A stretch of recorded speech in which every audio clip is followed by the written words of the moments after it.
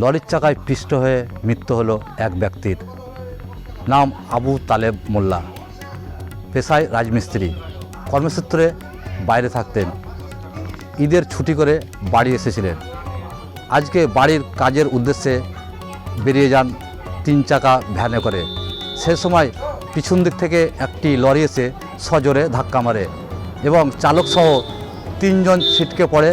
আবু তালেব শেখ লরির চাকায় পিষ্ট হয়ে ঘটনাস্থলে মারা যায়। বাকি 2 জনকে ব্লক প্রাথমিক স্বাস্থ্যকেন্দ্রে লোহাপুরে নিয়ে যাওয়া হয় চিকিৎসার জন্য। ঘটনাস্থলে আসে নলহাটি থানার পুলিশ এবং মৃতদেহটি উদ্ধার করে ময়নাতদন্তের জন্য রামপুরহাট মেডিকেল কলেজে পাঠায়।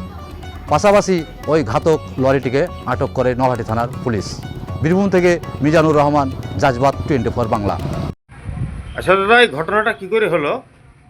ঘটনাটি একটি চালের গাড়ি বর্ধমান কুলি রাস্তা হয়ে চেকপোস্ট টু মোরগ্রাম মুখে আসছিল।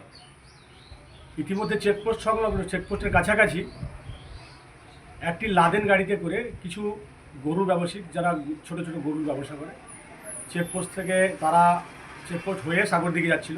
আজকে মঙ্গলবার হাট, তো ওখানে ফুল স্পিডে একটা ওভার স্পিড গাড়ি সে চেকপোস্ট বাস স্ট্যান্ড এসে তাদেরকে পিছন থেকে ধাক্কা মারে।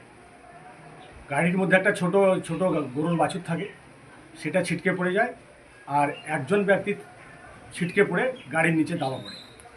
গাড়িটি দ্রুত গতিতে পালিয়ে যায় ওখান থেকে। সঙ্গে সঙ্গে ওখানকার স্থানীয় কোনো ব্যক্তি একজন সে সাগরদিঘি থানায় ফোন করে।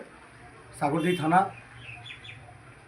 পুলিশ প্রশাসন, পুলিশ বিভাগ মোরগ্রাম সংলগ্ন সেই গাড়িটিকে ধরে ফেলে, আটকিয়ে ফেলে। এখন ছেলেটির যে মৃত ব্যক্তি, তার নাম ডালিম, নপাড়া অঞ্চলের উজিরপুর বাড়ি। সেই লাদেন গাড়িতে আরও 3-4 জন ব্যক্তি যারা আহত হয়েছে, তারা সঙ্গে সঙ্গে তাদেরকে অ্যাম্বুলেন্স থ্রু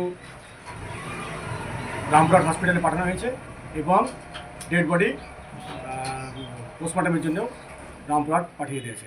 পুলিশ সঙ্গে সঙ্গে অ্যাকশন করে ডেড বডি তদন্ত করে নিয়ে গেছে এবং গাড়িটাকেও আন্ডার কাস্টাডির সাগরদিঘি থানার আন্ডারে দেওয়া হয়েছে।